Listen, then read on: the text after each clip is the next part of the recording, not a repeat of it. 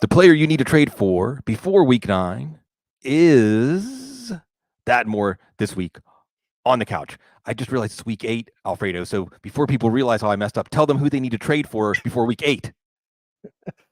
So I'm realizing this too. I want to trade for Austin Ekeler everywhere I can. And it seems like he's the big name that we've all kind of forgotten about because of the multiple ankle injuries. And he's just been dealing with some stuff. But he's one of those guys. I think it's Mhm. just as simple as we know how good he can be. And Mhm. everyone always says the buy low, sell high. And how often does that rarely ever actually happen or work out in fantasy football? But this is one of the few times that we can do it. We can get a true buy low guy, a guy that's getting Yeah. 80% of the rushing work and all the receiving work. And he just gets all those high value touches, the catches, the goal line work for an offense that can still be pretty good. He's got a really good schedule left and no bye remaining. Chargers already did it. So yeah, if there's a guy that I'm looking to go get, especially if I need a running back help and that fantasy manager is frustrated, Austin Ekeler should be a nice little buy low for you. Yes. Well, I think that if I can expand on your answer, Yes. there's a trend, there's a theme you could look at. They're just players that we know are good, but maybe haven't been good so far this year for whatever reason. Some other players that come to mind, like Josh Jacobs, Aaron That was the first Jones. one. That was the first one on Sure. my mind, Josh Sure. Jacobs. Yeah, Aaron Jones, I think, qualifies. You could even Mhm. look at Justin Jefferson under this heading, right? Maybe now's the time you should be looking to trade for Justin Jefferson after Kirk Cousins had a rousingly productive performance on Monday night, and you're not worried about him getting traded. You're not worried about Justin Jefferson not wanting to come back to a team that's morose. But maybe the buy lows that you should look for the players that have established themselves outside of the context of this year. But this year, maybe they've shaken some of the faith in them. Eckler's interesting because he did tweak his ankle last week, you know. And I That's a think with tough both part. Eckler and Aaron Jones, here's where I am with Eckler and Aaron Jones, Alfredo. Uh, on one hand, we know these guys are good players, and we know that is it the offense isn't good, or is it they haven't been able to contribute to the offense, right? Because these offenses are good when they contribute to the offense. They haven't been able to contribute.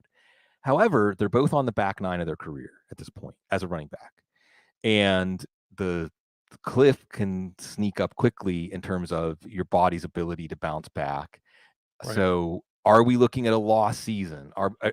Is the fact that we're still talking about injuries that happened more than a month ago a sign that this is a lost season?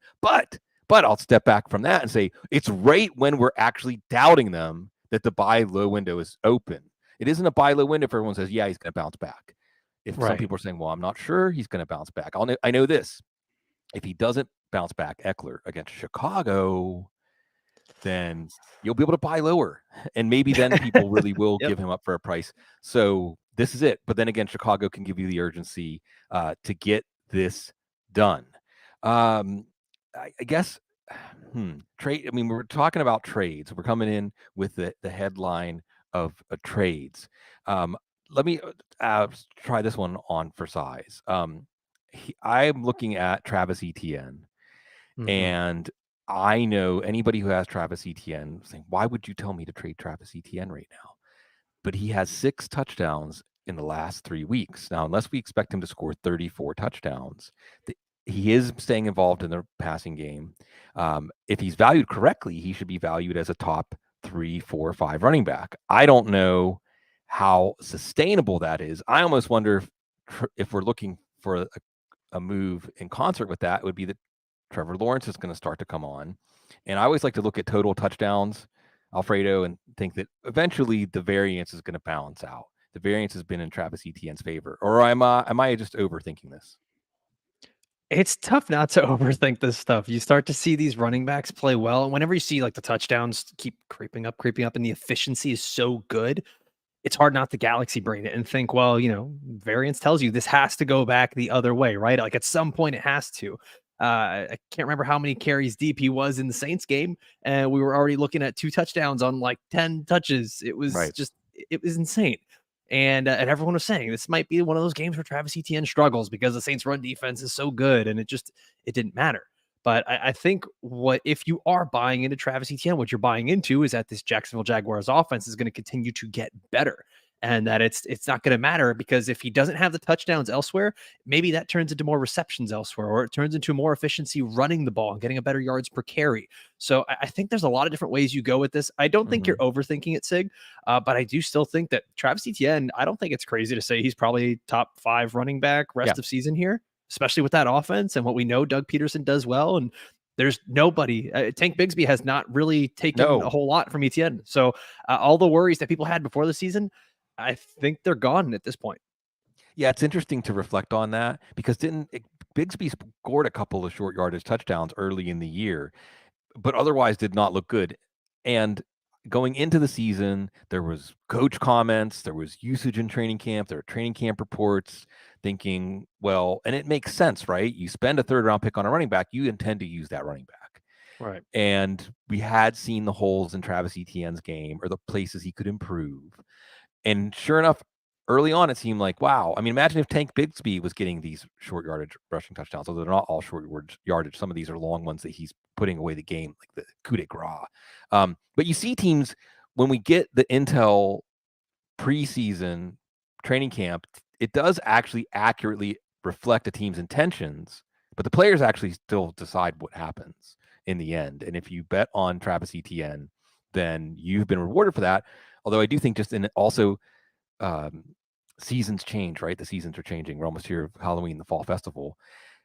I think that another way I would state the Travis Etienne sell high case for redraft, not for dynasty, to hold him, be happy you got him, is that his value is not going to get higher than it is right now. Right. And like you mentioned Ekeler, I mean, a move where you might be able to turn Etienne into Ekeler and something else to help your team. Why not? And it may be, that'd be beautiful. Right. So these are the kinds of moves like you try to make if you believe in Ekeler or anybody else you believe in bouncing back. We'll get back to more trade targets. I guess, Alfredo, I want to help you get some things off your chest. We're on the couch here.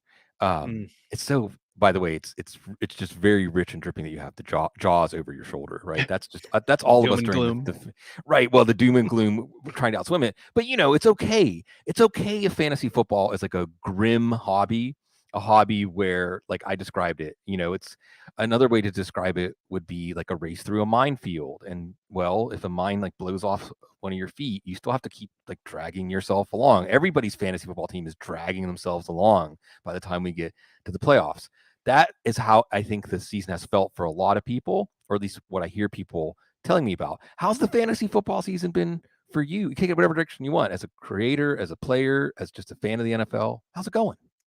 You know what? It's actually been really fun on all fronts. And that's not something I could say all that often. So my team, the Dolphins, have been good. My fantasy teams have been solid, whether it's dynasty, redraft, whatever.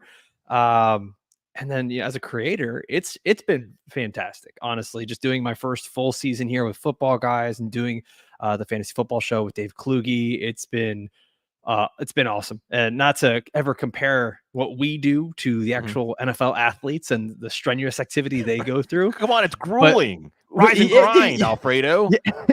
We get like a 1% glimpse of what it's like to be, working sort of 7 days a week during this time of year. And it's been a really fun season. And I think every year you try to pick up on some of these lessons where you say, okay, cool, I'm going to hold on to that for next year. And it doesn't matter. It never matters, because a lot of those lessons just end up cycling themselves out, and something brand new happens. And even like the guys we were talking about, Travis Etienne, you talk about Kenneth Walker, you can talk about a bunch of these running backs that we thought were just going to be expired because a rookie was coming in. And so far, that has not been the case. So the fantasy football season has been great as usual and full of surprises. NFL has been so much fun. Being a Dolphins fan right now is, I mean, aside from the loss the other night against the Eagles, it's been remarkable. It's weird to actually look at your football team and be like, wow, they're successful. I came in after the Marino years. My first year was watching Damon Heward quarterback the team, and then years and years of Jay Fiedler. So it's been cool to see a team that can actually go out there and score some points. Yeah, the old folks will tell you, we used to be really proud of this team. We used to love rooting for this team, but the Dolphins, isn't a team that inspires you. When I think of the Dolphins, I always remember and want to point out that Stephen Ross didn't want this. This is not what he wanted. He wanted something very different than this. So sometimes the gods just intervene and the fan base gets rewarded, even though their owner doesn't really know what they're doing. Let me ask you this from an emotional memory standpoint, right? When you reflect, because you talked about some of the things that have already happened. And one of the things I always reflect on during the season, there's a couple of things that came to mind. One is our ability to see what we should learn or what we should take away is often much clearer during the season than it is when we look back and we just stare at stuff for way too long in the off season. Kind of like the way that if you look at Polaroids, if kids still know what Polaroids are, you look through your vacation snapshots. It's not the same as like being on vacation. It's not the same as being there. We're there right now, and like you said, and at the NFL, what fantasy football really does ask you to do is just turn the page. Okay, last week happened. You lost, you won, you were right, you were wrong. Your strategy was a good strategy, was valid. Oh, you were way off on some things and you have to really think about where you went wrong, but you got to start preparing for next week. It's time to prepare for next week. Do your waiver wire, look at your lineup, think of some trades. But and then the other part of it is as we experience the season, Alfredo, oh my, things that happened like 3 or 4 weeks ago feel like it was last year. I mean, the September feels like a year ago, right?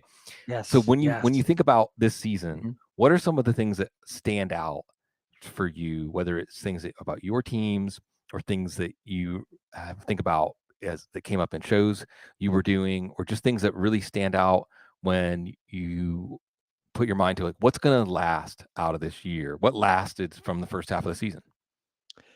I think that I need this reminder every single year, and our audiences always need this reminder is just be patient, be a little more patient, and try not to be just try not to be such a slave of the moment. Right. I know everyone will always say, yes, fantasy football is a week to week game, and you have to make moves, and that's still 100% true. But we go and we draft these rookies, and we always tell everybody, hey, they're going to take a little time, and then by week 3, we're dropping the Jackson Smith Najigbas, and we're calling them busts, and we lose our patience. And then there's people on the other side that they don't want to stick something out like a Puka Nakua, and they don't hold on to him because oh, this is never going to last. Cooper Kupp's coming back, and that's going to change everything. And I just think that sometimes we just become such a prisoner of the moment. We lean into these biases from the previous week. We get that recency bias, man. And it seems like no matter how many times I tell myself this, and I have to remind myself, don't do it, be patient. I think I have to do it one more year again. Sure. Just keep telling myself, relax, enjoy it, be patient. It's the nature. I mean, let's say this, okay? I want to go back. We're gonna turn this into a great on the couch episode, because there'll be if there's anything there's not a shortage of, it's fantasy football advice, and we'll continue to give you fantasy football advice. We'll talk about some specific things, but I love that you brought up the phrase "prisoner of the moment." Prisoner of the moment. That's a great phrase. I mean, is not sports fandom in and of itself because you get to be a prisoner of the moment. That's what we're seeking, right? When we're rooting for our teams, when we're watching the game, it's that everything else fades into the background and we become a prisoner of the moment. I argue always, Alfredo, that sports fandom in some ways allows us to get out a lot of repressed emotions and things that we're just like moving on from. Life keeps going, the pace of life. And then when you cheer for your team or you're distraught, then at least you're getting some stuff out that's bouncing around in there somewhere from something, because life doesn't give us many opportunities to really let especially us males that generally aren't socialized to be very emotionally intelligent. But fantasy football is a slow burn. Fantasy football is slow, but yet we still, like you say, experience it as a prisoner of the moment. I think of like gardening, I have a black thumb, but the love of my life, Kate, is like a life giver, a real life giver. Everywhere she goes, life just flourishes. And it's like sometimes you might plant something and it might be in the middle of a drought, so it might not rain for 4 or 5 days, and the plant will. And it's like we're saying, that's going to die. That plant will never grow. There will never be any fruit from that plant. Well, just wait. It might rain tomorrow, right? And I think this year, what we're seeing, Alfredo, is week to week, right? Like Cleveland frustrates San Francisco and Brock Purdy for the first time this year. And then Gardner Minshew and Shane Steichen put on a clinic moving the ball on Cleveland's defense while Myles Garrett is looking like something out of like Greek mythology, it is a lot to absorb and not get overwhelmed and feel like what's happening right now is what's always going to happen. So getting back to the topic at hand, um, tell me something where you think patience will be rewarded. Maybe you were stashing Kyler Murray. Maybe you're waiting around for something to come out of the Texans running game. I already mentioned Trevor Lawrence. He's an interesting guy. There's, the Bears offense. Maybe that's just a blip. Justin Fields was coming on before he got hurt. Where's a fantasy football situation that you think patience will be rewarded? I think, well, there's a couple guys here, and I'll try to weave them all in as I can here. I think one of them is Tyjae Spears, who I think a lot of people have already Yes. added to their rosters, and he's just been kind of sitting there floating. And every week, people maybe I want to start him. I don't know. I'll use him to steal your term, a what the heck flex, and throw him in there. But that patience might be rewarded. We don't know what's going to happen with Derrick Henry and this Tennessee Titans team. Mike Vrabel is out here saying we're going to look at our draft picks and our capital and evaluate what we're going to do with players. Well, that sounds pretty damning for some of these players that they might want to get rid of. So Tyjae Spears is a guy who's already been outsnapping Derrick Henry, and the Titans are just very devoid of playmakers right now. So I do think that's a guy that if you've had him on your roster, because I think he was one of those early waiver wire pickups, stay patient with him, hold on to him. Things will get better. And then a guy that I think that, these are two teammates that I think that if you keep that patience going forward, it's the Arizona Cardinals pass catchers, Marquise Brown and Trey McBride. You mentioned Kyler Murray coming back, and Marquise Brown, he just had 2 bad fantasy games. He's probably going to have a couple more. And so this might be one of those things where you are a contender, right? You have a great record. You're sitting atop your league, and you see that Marquise Brown is on the teams. Someone who's in 9th place, 10th place, whatever it might be. The playoff schedule for Marquise Brown is really, really good. It's best amongst all wide receivers. Kyler Murray should be back. We know he's really good with Kyler. Last year, he was getting 18 points per game with Kyler Murray. And then the other guy, Trey McBride, at the tight end spot. There's not a lot of tight ends that we can actually, stream each week. And with Zach Ertz going on IR and being out for 4 games, McBride gets an opportunity to come alive here. So, I know you asked for just who to be patient on. Well, I gave you 3 guys. There's good things here. I do think that Arizona is a really good team to discuss. Well, look, what we're doing is we can start with 32 teams. What's really fun about this, why I loved all sports. My real first love in sports was March Madness, NC State when I was like 7 years old. But why fantasy football? Why spend so much time doing football as a profession? It's because it's a closed universe. I mean, we're really only talking about a limited, finite universe of players and teams. And Alfredo, it's not that difficult to say, like, you and I could probably sit here for about 2 minutes right now and say, let's come up with the 5 teams that are most likely to be significantly different in the first half of the season and the second half of the season. And that list has to start with Arizona. How could it not start with Arizona? Yep. Not just because alphabetically they come first, but they do because you get used to these things when you do what we do. Because what will this offense look like with Kyler Murray? I would say here, let me put this statement out here for you to either strongly agree, neutral, disagree, strongly disagree. All right.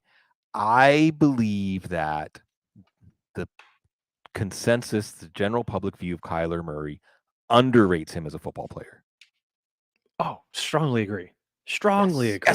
Yes. Strongly agree. I think that he's actually one of the better quarterbacks in the league from an arm talent standpoint.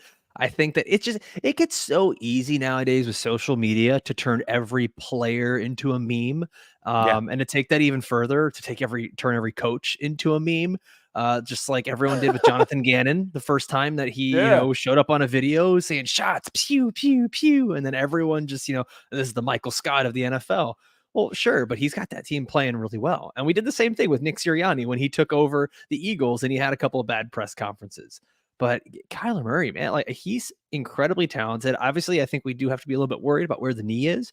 But we've seen that with most quarterbacks, as long as they have the arm talent, the knee isn't always as much of a factor as we think it is. Now, for Kyler, though, the thing is that he's a big rushing quarterback. So I'm very curious to see how he's going to respond to that. Is he still going to be running around? He's going to be Right. maybe switching it up and getting a few more of those dump offs to James Conner that he's never really done, or getting those quick. I love the way that they're using Trey McBride, the tight end. They're using Yes. him at what he did well in college at Colorado State. They're getting him on those quick throws, letting him get some yards after catch, because that's actually what he's very good at. And they even threw some screens to him to McBride. So I think we could see some quicker passes for Kyler Murray, which will lend to a lot of these players getting targeted more. But yeah, Kyler, I think he's vastly underrated, because everyone wants to bring up the Call of Duty stuff, and everyone always likes All of it. to Yeah. do the correlation of Call of Duty releases a new game on this date, and then the Cardinals play this team on that same week. It's just, I think it gets ridiculous sometimes. It is. Well, and what's funny about this conversation, Alfredo, and I absolutely want to echo what you have to say about Trey McBride, and the stat that people are going to probably get tired of hearing me cite this week is only 3 teams have thrown the ball to the tight end more than Arizona. Only 3 teams, right? Kansas City, Travis Kelce, Minnesota, TJ Hawkinson, and here's the cosmic joke: Atlanta. Yes, Atlanta. The joke I made this morning with Cecil, Alfredo, was if you were drafting Kyle Pitts in August and you had a dream and you had a vision. I had a vision that Atlanta's going to be in the top 3 in tight end targets. And you're like, Kyle Pitts to the moon. No, Not exactly. No. Good The old universe has a Jonnu. sense of humor. Yes, the universe has a sense of humor. Trey McBride, though, is absolutely ready to take off. And I think that with Kyler Murray, the other thing we have to consider is that maybe Cliff was holding him back. I mean, Joshua Dobbs has at least been functional. Yeah. And it's very possible also that Cliff just wasn't a good head coach and wasn't somebody that should have been a head coach. And that whole thing was as ill-fated as we thought, except the part that Kyler Murray is worth the number 1 pick. And Kyler Murray is a franchise quarterback. I do think in time that we may recontextualize his early career as the development of a player that's just going to be a handful. He's not as limited as Justin Fields, and there's still a lot to work with Justin Fields. But yeah, absolutely, I like that call. I'm sorry, who was the last player you brought up? The 2 Arizona players. Yeah, so it was the 2 Arizona players and then Tyjae Spears. Tyjae Spears. So, and Yes. Tyjae Spears is going to bring us into the conversation about the trade deadline. But I think that we should consider Tyjae Spears, even if Derrick Henry is not traded. That's what I'm interested to see. I would almost put it this way. If Miami had drafted Tyjae Spears, you know where I'm going with this, right? And Tennessee had drafted Devin Achane, would we potentially be talking about, is it the role, is it the offense, or is it the player? Because Spears and Achane have similar strengths. Achane might have if Achane's a 10 out of 10 on acceleration and top speed, then Spears is like an 8.5 or 9. Yeah. And Spears probably is better at curvilinear movement. Hey, Matt Waldman, better at the curvilinear movement that the running back position asks for. So it's not at all outlandish to think that if Tyjae Spears was in that kind of situation, and this is part of a larger discussion of where does fantasy football value actually come from. And I guess the other thing that we have to consider is, and this is going to be really fascinating to watch with Will Levis as the primary quarterback. It's never good when we're using that term. There's going to be a primary quarterback. No. But I do think that as Tennessee, as Mike Vrabel, he's always going to go down swinging. He's always going to go down fighting. How is Tyjae Spears using him more? How is that not part of how you try to win football games? I mean, it's I kind of like alluded to this earlier, but there's just not a lot of good weapons on this team. No. And even the guys that are the big namesakes for the Titans, Derrick Henry, he's not the same guy. He's not the same guy. And I know that if you're looking at just the stats, there's certain games where you could say, oh, he has flashes, or you can blame the offensive line. It doesn't matter whichever way you want to slice it. What's happening is happening. And Derrick Henry is slowing down. He doesn't look the same. He's getting less than 4 yards per carry. Tyjae Spears is getting a lot of work. And even, poor DeAndre Hopkins, he's stuck in a wide receiver purgatory. Yeah. But you know what? He chose it. he should have known what he was getting himself into. But Tyjae Spears, I mean, so I really, really, and I know everyone says this when a rookie starts playing well, I loved him, man. I loved his game film. I really love Tyjae Spears, and I allowed people to talk me down because I had him, I believe, as like my number 3 running back behind Bijan and Gibbs, and kept hearing so many people say, no, he's not quite there. And then I let the knee stuff and all the medical stuff scare me. And that doesn't seem to scare the Titans at No. all. And if anything, I think what it's doing is it's forcing their hand to say, we got to use him now.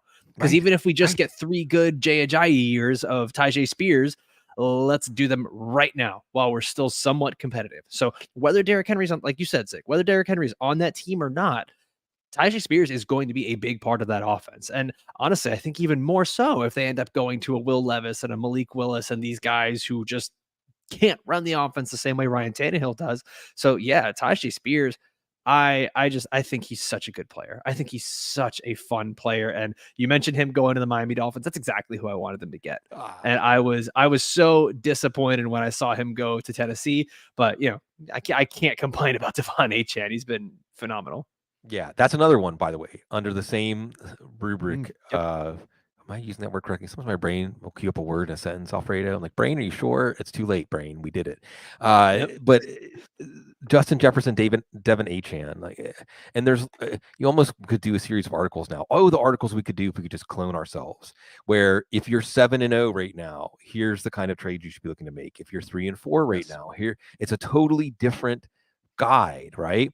But if you're 7-0, if you're 6-1, you should be looking at the team that has Justin Jefferson, looking at the team that has Devin Achane, and saying, okay, what do they want?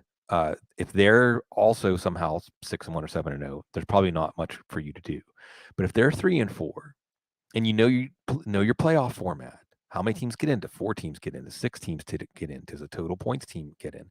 One of the easiest edges. I feel like I have to say this at least like once a month on one of the shows, Alfredo. Just knowing your rules and format, knowing your scoring system, just knowing it and understanding what that changes in terms of values and strategy. Just that basic work alone will put you ahead of like 80% of the fantasy football teams in your league. And then the other 20% you make up with while still caring. If it's week 8 and you're watching the show right now and you're spending time with us, not just for Alfredo's quaff and his well put together face, Very coiffed. but Very coiffed. yeah, it's wonderful. But so you can look at Jefferson, you can look at Achane. You should be going through your rosters and seeing the record of that team. So let me ask you, as a Dolphins fan and as a fantasy analyst, do you think that Devin Achane can and will sustain what he did before? And on that note, is Raheem Mostert a sell low? We're to buy lows and sell highs. That's yesterday through the Drake meme, right? It's buy highs, sell lows. That's where it's at. Well, and sometimes you have to do that. Sometimes you have to just cut your losses, and Yeah. I think we'll probably see a few more volatile games from Raheem Mostert up and down here. But I do think so over on our show, on the Football Guys Fantasy Football Show, we kind of have this running joke where almost every week Kyron Williams and Raheem Mostert were considered sell highs for us every time their names were brought up. Yes, me too. And it was just like, man, like how many times are we going to keep saying this? And then everyone in the comments would be like, "Ha, idiots! He was top 5 running back again. He looks so stupid.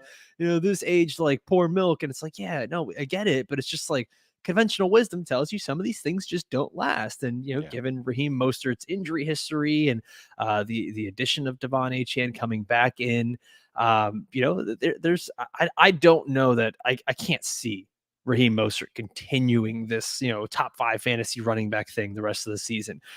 Achane, it almost seems more unlikely. I know that he's super explosive and he's this great rookie, but he was doing it on even less touches and less volume. And he was having such explosive runs. I think that we're going to get to a point where all of these guys are going to be pretty equally involved. And that's not even including a guy like Jeff Wilson, who's probably going to get some of those tough inside runs and some of those tough yards that they might need at times, because Miami's really struggled with that. When they need, they're great when it's, 3rd and 33. But when it is 3rd and 1 and they just need to get that one single yard, they outsmart themselves every damn time, and they can't get in. And Tua is not a guy they're going to do quarterback sneaks with. So I think that we're going to end up seeing this team use all 3 running backs as the season goes on.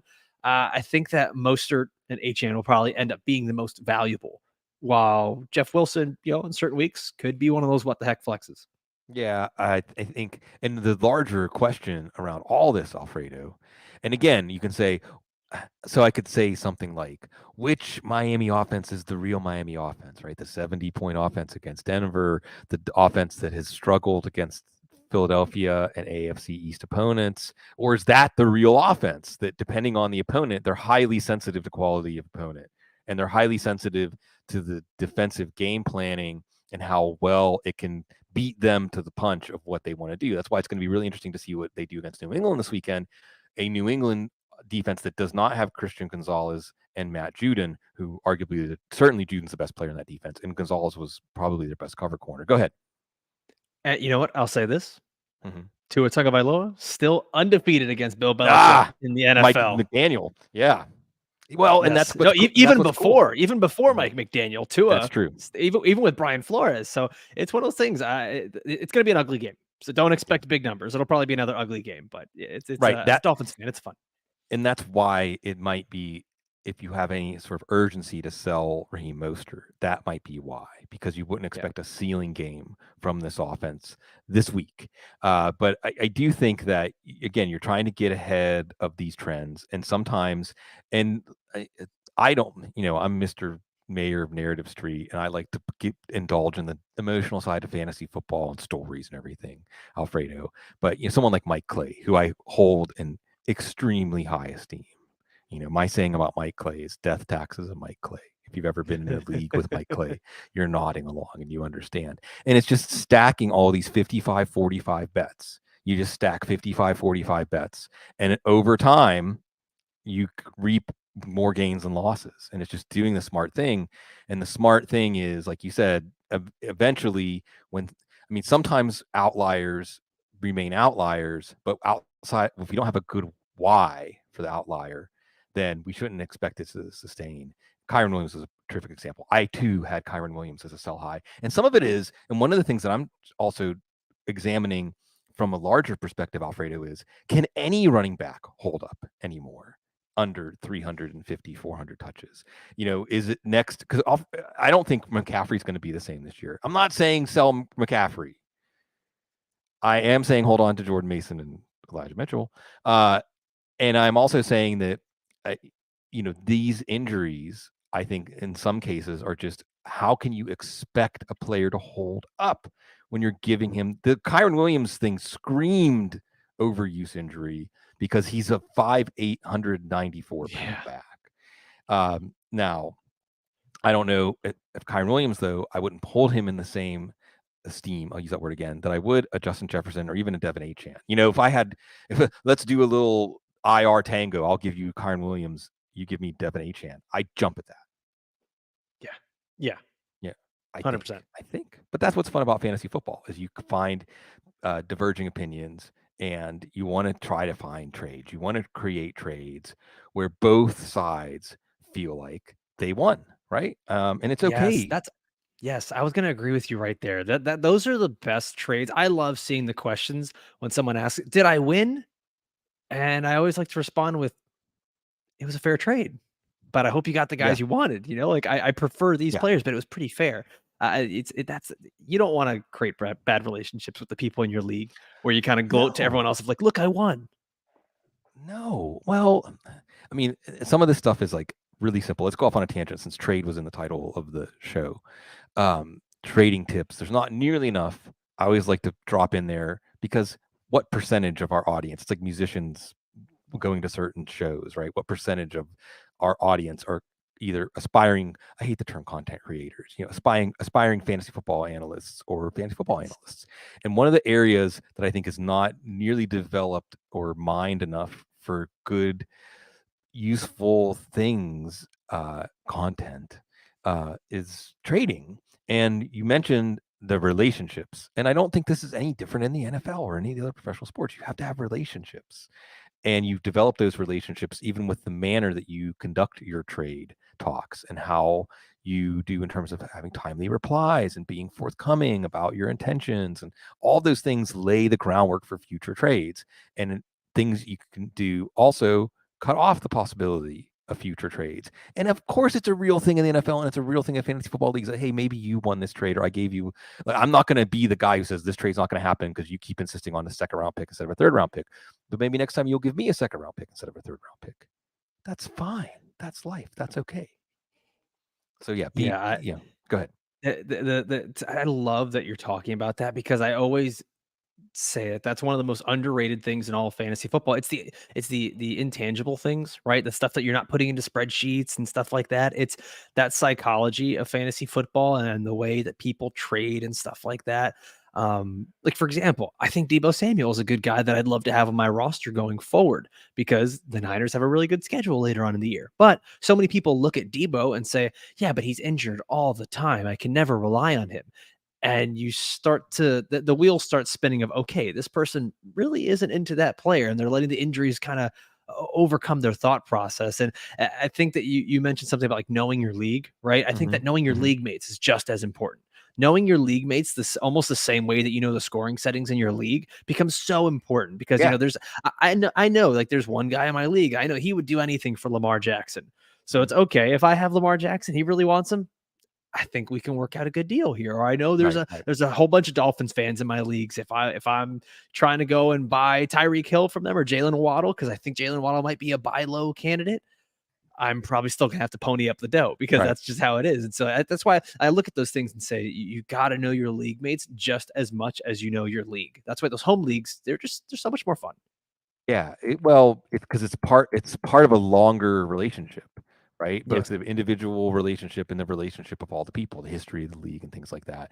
But let's dig down a little bit deeper into this conversation about trading and advice about trading and common pitfalls of trading, because one of the other things I'll say and just get out of the way as I'm coming up with some ideas to share, because again, we can talk about week 8. There's plenty of week 8 content, projections, rankings, who to start and who to sit. We'll be touching on all that stuff, but this is the kind of stuff that you would say, oh, this is off season. No, you need this right now. This is the time. This next 2 or 3 weeks, especially in dynasty leagues, is when like 50% of all the trades this year are going to happen.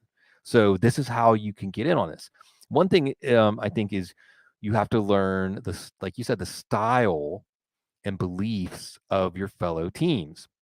And by beliefs, I mean, there are just some people that love their players so much that they're going to value them more than you do. It's okay. It just means if you're going to approach them for somebody, you're probably going to have to overpay in terms of what the common market value is. But that's okay too, because overpaying today can look like a value tomorrow. Just stick to your guns. Fantasy football changes so fast. I mean, this is why I hate trade vetoes, because trades that look like so lopsided in one direction, give it a couple of weeks and it'll be lopsided in the other direction. Okay. But the style is important because I'm right now, in the interest of full disclosure, I'm giving up the ghost.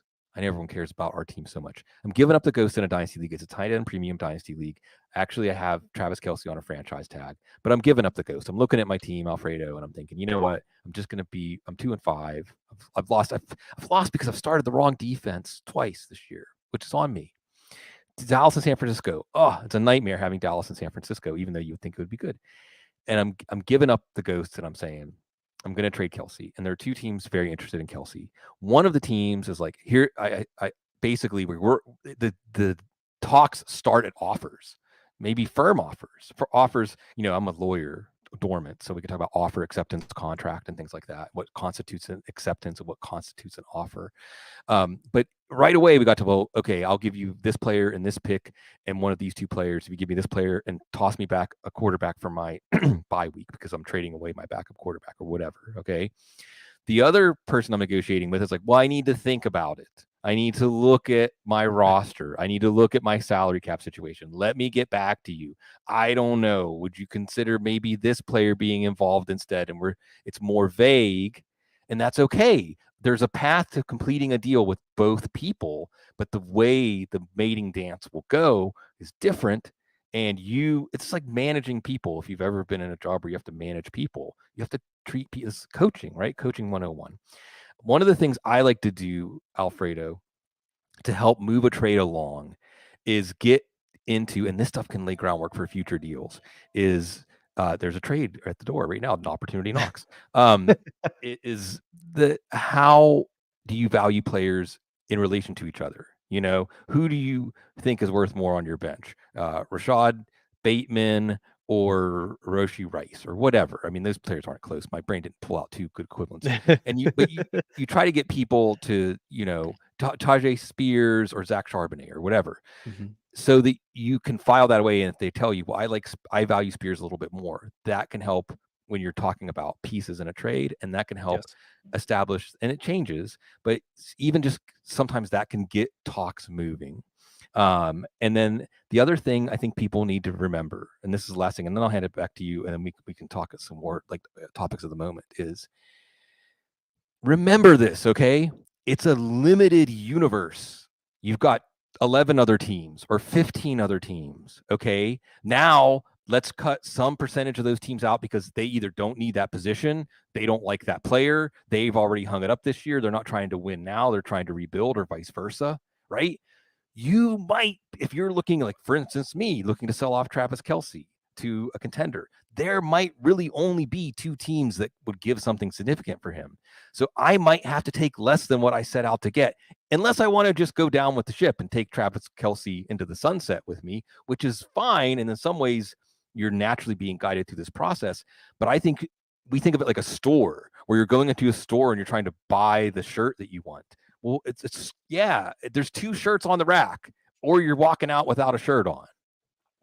Well, this is kind of weird because it's almost like you're going into the store trying to buy the shirt, but then the store also has to agree to sell you the shirt. Sure.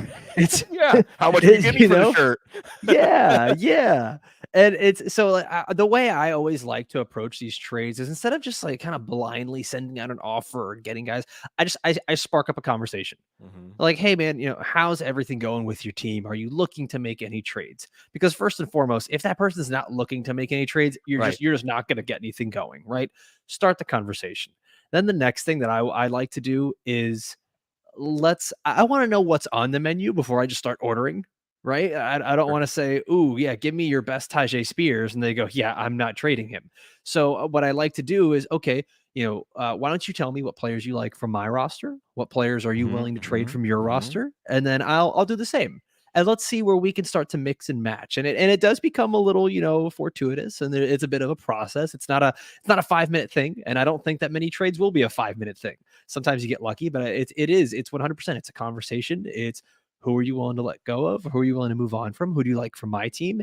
And then you start to see where do we differ. And I think I saw a couple of like Marquise Brown for Christian Watson deals last week and stuff like that. And it depends on how you look at those players. Some might value them differently. Mhm, But yeah, mhm. it's very much. Sig, you're 100% right, man. Like I cannot agree with you more that it is all about starting that conversation, getting that good, I don't want to say banter, but getting that just that good acknowledgement back and forth, right? Mhm. Because I think that's where we all love to talk. We all love to say, "What can you give me? What can I buy from your team?" But we don't often like to listen. And I think that's something that I've learned from content, and I see it from you when I watch your show and listen to your show, is you listen to the people that you're interviewing, that you're with. And we got to do the same thing in fantasy football. Listen to your league mates. I know that they're your opponents. I get it. I know you want to crush them every week. But when it comes to a trade, you're trying to help each other. So listen to them. And I Yeah, think it's going to yeah. help you a lot more. Yeah, and it creates a good feeling for the next trade, and sometimes you do lay the groundwork up for the trade, and it doesn't come to fruition for a couple of weeks, but without starting the talks, you never get there, and without being Yep. patient, you never get there. Okay, let's circle all the way back then. Like I Sure. said, let's just do it. Let's just do it real quick, okay? Let's go through and identify a few teams, and maybe we'll pause and talk about a few players where things might change. And I'm just going to actually be deliberate. This is great, great podcast material, right? So okay, Buffalo, no. Jets, we don't think Zach Wilson's going to be a revelation in the second half or anything. They are what they are, right? Yeah. Yeah. Yeah. In New England, we're not expecting Mac Jones to just have Mac mentum. It's they're going to be what they are. I want to put I a pin in I Jacksonville. love and Go ahead. hate that so much, Mac Mentum. I love and hate that so Well, much. I always say Mac Jones is like if you were inventing a professional wrestling heel in the context of football, he would be perfect. I mean, Yeah. you couldn't have done, the writers couldn't have done a better job. Jacksonville, I want to put a pin in. What do you think Mhm. about Jacksonville as a team that could spread their wings in the second half? Yeah, I mean, and that's the crazy thing, right? Is that they're already atop the AFC South, and I don't know that division is very good anyways. So I think they're going to continue winning games there. They're already 5-2. Uh, I don't think that we have seen nearly the best of Trevor Lawrence yet. He's a guy. Is there any more, Sig, and maybe you can tell me, is there any more of a player that you watch him play and say, wow, he's really good, and then you Right. go back and you look at the weekly numbers and you go, that's not what I was watching out there on film. Mm-hmm. It's so rough. The Jags had so many drops in the first couple weeks. They were leading the NFL over, like, I believe it was the first 3 weeks in drops, and then Christian Kirk picked up all of a sudden, and they've been doing all this without Zay Jones too. And I don't think people understand how important he is to that offense. He opens things up. Yes, especially in the red zone. Even in the game Yep. he got hurt, he had 2 almost amazing touchdowns. He had 2 touchdowns that were amazing plays that just didn't quite get the second foot in. And that's whenever I think he had already hurt his knee during that game. So again, how does it flip? Why are we looking at Trevor Lawrence's fantasy numbers and saying he's playing better than that? It's because Travis Etienne's getting all the touchdowns. But this undercuts my argument about selling high on Etienne, because rising tide lifting all ships. And if this offense continues to grow, but you get a feeling with Trevor Lawrence, a la Lamar Jackson for the first 5 or 6 weeks, where it's not quite coming together. Every week there's some piece missing. Now we could keep saying that every week. There's still something missing. There's still something. The rakes. I'm going to always borrow that. Yeah. Alfredo. Well, this week it's all going to come together. But we saw with Baltimore last week, it can all come together. And we may see that with Jacksonville in the second half. Tennessee. Indy is fun. I mean, I think that's what they're going to remain. Fun for fantasy. Not different. What about Houston? The AFC South, most interesting division of fantasy football. What about the Texans coming out of their bye? Ooh, I want to like the Texans more. I do. I'm a big fan of CJ Stroud. I struggle with rookie quarterbacks because I think that what we see so often with them is we get these guys that come out hot out of the gates, and we saw that a little bit with Justin Herbert, and then all of a sudden teams get a little more film on these quarterbacks and things get a little bit more challenging for them. I think that Houston is going to be very similar to what you called Indy. Fun. Mm-hmm. They're going to be Yeah. fun. I think that what they need to do is they need to, one, that offensive line needs to get healthier. Yeah. 2, they need to be better at establishing the run, because right now, they are always playing catch up. They are always trying to punch up with whoever their opponent is and have CJ Stroud keep them in it by just throwing all the time. They need to be able to run the clock and establish dominance in time of possession, because their defense actually really isn't bad. And that offense has not been bad, but the only thing they can't do is run the football and slow things down. And so it's ironic that they're winning and they've been pretty solid while keeping everything very up tempo and very fast for this rookie quarterback. I'm very fascinated with Devin Singletary. As a potential league winner. Yeah. And I mean, everyone's a potential league winner, but really patience. Well, if you've been stashing them. Yeah. Well, and during what was great about Singletary is he had his quote unquote breakout game, or the game where the Texans were finally willing to give him an opportunity, and he did things with that opportunity. And then his bye happened. So there wasn't a chance for hype to build. But I think that potentially you have some converging factors here. Offensive line health, as you mentioned. And Laramie Tunsil and Titus Howard are some big old tackles that you can get the lean. You can push the lean on the defense with these guys when they're healthy. Yep. Another thing about the running game, new offensive coordinator, y'all. Bobby Slowick, Kyle Shanahan's running game. Think about Todd Monken and Lamar Jackson. Hey, maybe it takes a month or 2. Maybe a bye week helps focus everything. Maybe everybody, the season, think about what you brought up earlier, Alfredo, about how we have to just keep going. Like it's next week. Well, when you finally imagine if we got a week off, maybe fantasy football, that's it. We need a bye week. Fantasy football analysts need a bye week. How much would our analysis improve if we just had a bye week, right? To just get a week to, yep. Yeah, do whatever you want. Do nothing. Maybe go back and study even more. Just whatever helps you recharge, right? I think that the Texans offense, CJ Stroud, isn't it funny how little hype there is about CJ Stroud against Bryce Young? Because, one is really interesting and fun, and one is, Chicago has their first round pick. I feel like I have to say that every time I mention the Panthers. Yep. But CJ Stroud is calm beyond his years. He was thrown into a situation where he could have failed miserably and everybody could have made a lot of excuses for him. And instead he uplifted his team. So I do think that while Devin Singletary has always outperformed expectations, it seemed like for whatever reason, Buffalo wasn't willing until the very end of the year, and they had no other options to give him significant work. Well, it happened a little earlier, week 6 for Houston. He's an interesting player. Nico Collins is a potential buy low. Tank Dell is a potential buy low. CJ Stroud. We may have not seen this offense. if we were doing overachievers of the first half in terms of offense, Alfredo, Houston's like in the Oscars, like the pick boxes. They're in one of the nominees, Yes, 100%. if not the winner, and they could get better. They could Yeah, get better. yeah.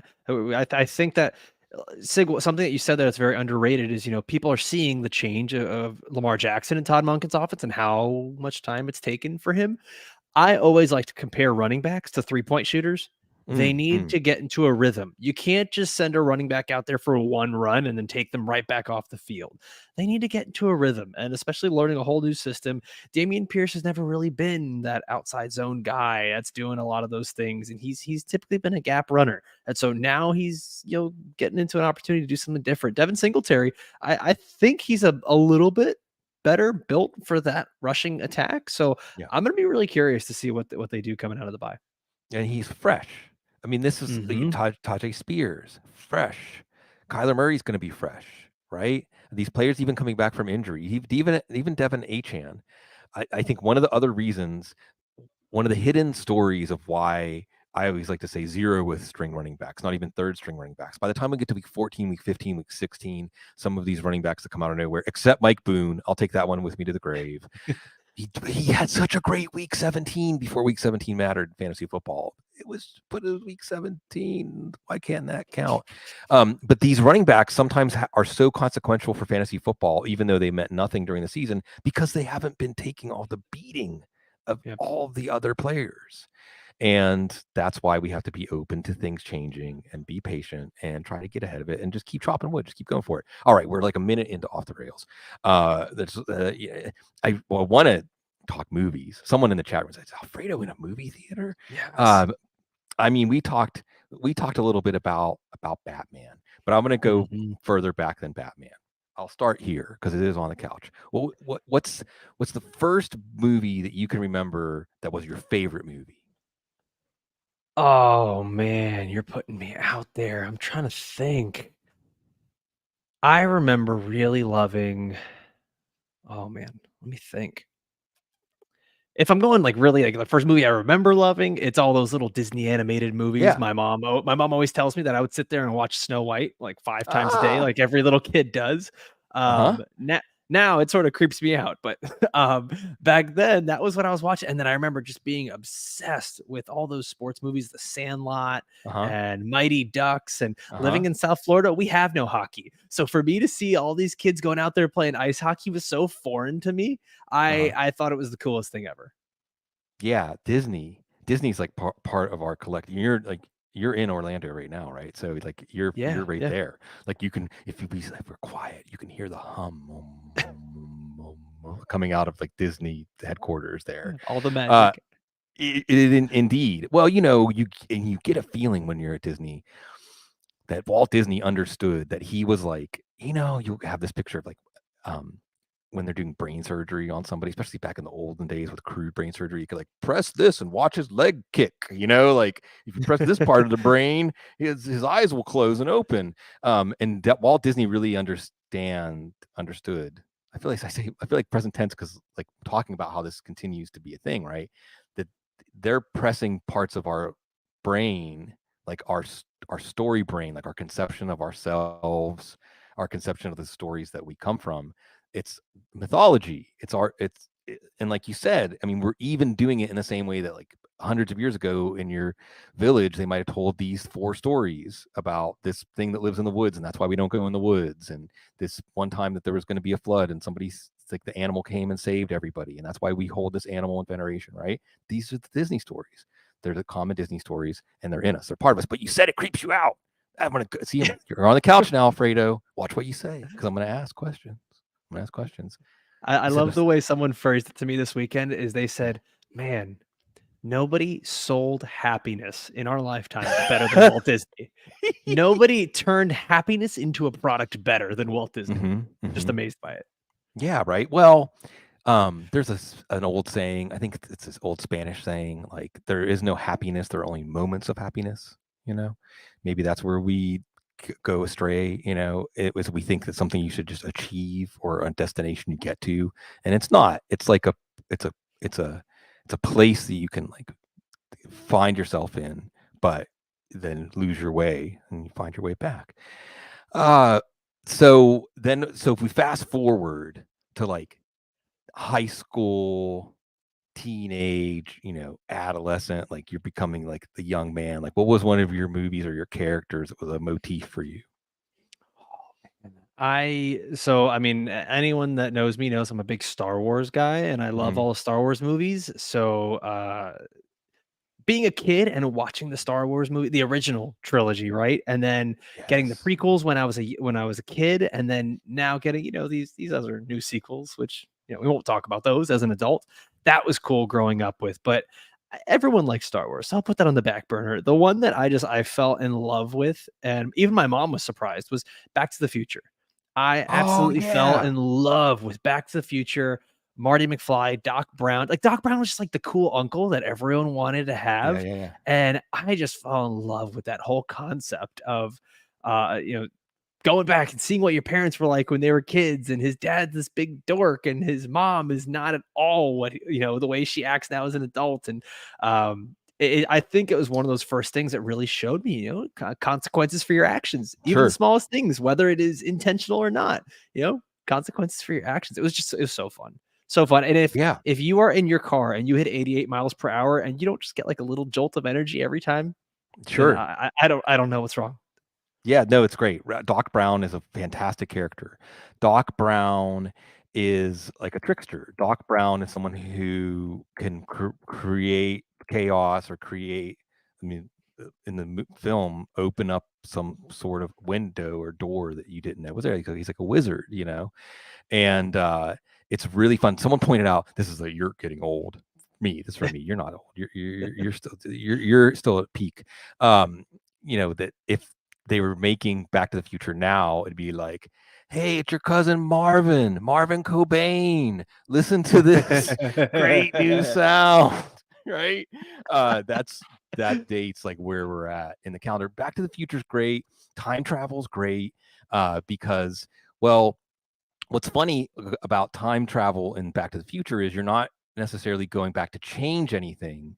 You're going back to make sure things stay the same, but you have to Mhm. understand why things went the way they did before you can fix them.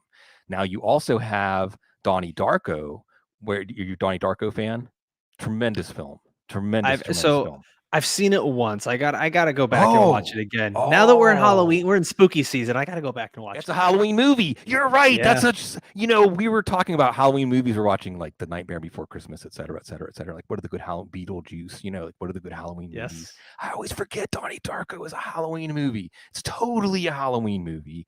I've been It, watching nonstop Halloween movies since October 1st, like, when I yeah, you keep them on gotta, in the right? Well, see, background. we've been Yeah. doing a witch thing. So we've been watching like witch documentaries Okay. because we went to see this show here in New Orleans, best music city in the world, in the universe. They did a show where they did these women who were actually a coven of witches, who are also singers around here, did a show, about 2 hour show, where they did songs that were either like about witchcraft or also and by witches, male and female witches.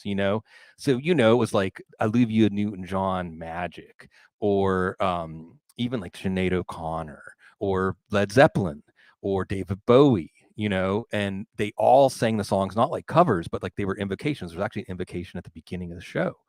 And there was a lot of talk about misogyny and how the witches and the witch hunts were way more intense over in Europe than they were over in North America. We learn about the Salem witch trials, but it's kind of when witchcraft is really just like the things that women have access to that we men don't understand, basically. But I don't know.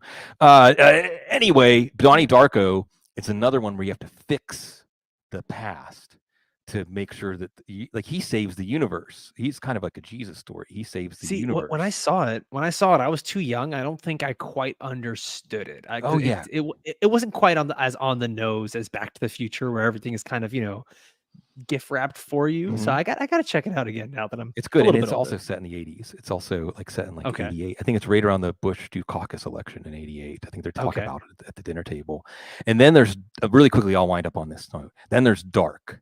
Have you watched Dark, the Netflix series? It was German. It's been recommended to me to go watch Oh that. That's wow. that's something I've gotta see. Wow. Okay, I'm gonna be mean and I'm gonna ruin it for you. Okay. Here it's very German because it's also a Okay. story that revolves around time travel. And Dark, the interesting thing about dark is no matter what people do to try to use time travel to fix things, they can't. They can never actually fix what's already done. In a very German way, it's like, they are your choices.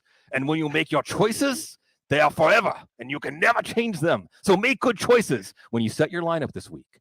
We love you. Thank you so much. And always stay classy.